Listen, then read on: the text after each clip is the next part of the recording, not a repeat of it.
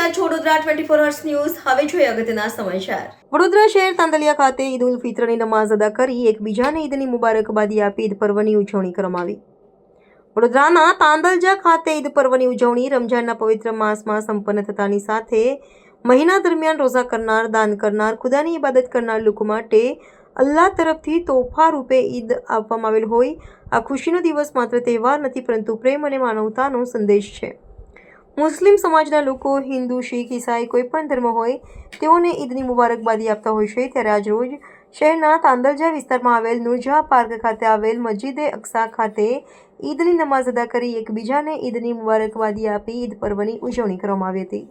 आज हम तमाम ने मिल कर के जो ईद उल फितर की नमाज अदा की है वो तमाम ने एक दूसरे के साथ मुबारकबादी पेश की और एक दूसरे को ईद उल फितर की मुबारकबादियाँ दी और मस्जिद अक्सा नूरजहां पार्क की कमेटी हजरात और यंग सर्कल कमेटी ने सबको एक दूसरे को मुबारकबादी पेश की है और अच्छी तरीके से सब आयोजन किया और उसके बाद जो है तमाम लोग एक दूसरे के साथ मुलाकात करते हैं और तमाम हिंदुस्तान के देशवासियों को मस्जिद अक्सा नूरजहां पार्क कमेटी की तरफ से और यंग सर्कल कमेटी की तरफ से सबको मुबारकबादी ईद उल फितर की देते हैं. आज ईद का त्यौहार है तो हिंदुस्तान को क्या मैसेज दोगे आप?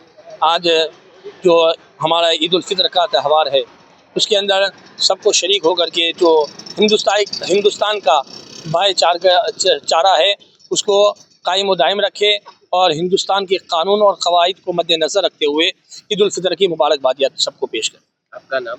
मेरा नाम सैयद मोइनुद्दीन अशरफ.